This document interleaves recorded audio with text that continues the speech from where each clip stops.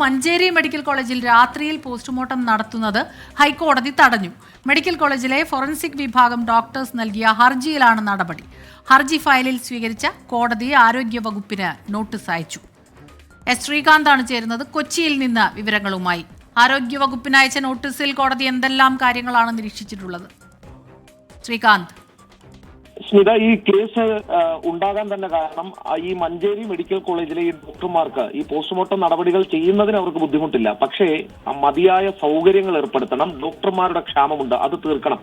ഇതാണ് അവരുടെ ആവശ്യം. അങ്ങനെ ഉണ്ടെങ്കിൽ അവർക്ക് പോസ്റ്റ്മോർട്ടം രാത്രിയിലും ചെയ്യാൻ സൗകര്യക്കുറവില്ല എന്നാണ് അവർ ബോധിപ്പിച്ചിട്ടുള്ളത്. പക്ഷേ ഇപ്പോഴത്തെ അവസ്ഥയിൽ അതിന് ബുദ്ധിമുട്ടുണ്ട് എന്നവർ ബോധ്യപ്പെടുത്തുകയും ചെയ്യുന്നു. തുടർന്നാണ് രാത്രികാല പോസ്റ്റ്മോർട്ടം ഹൈക്കോടതി രാത്രികാല പോസ്റ്റ്മോർട്ടം നടപ്പാക്കുന്നത് 1 മാസത്തേക്കാണ് തടഞ്ഞിട്ടുള്ളത്.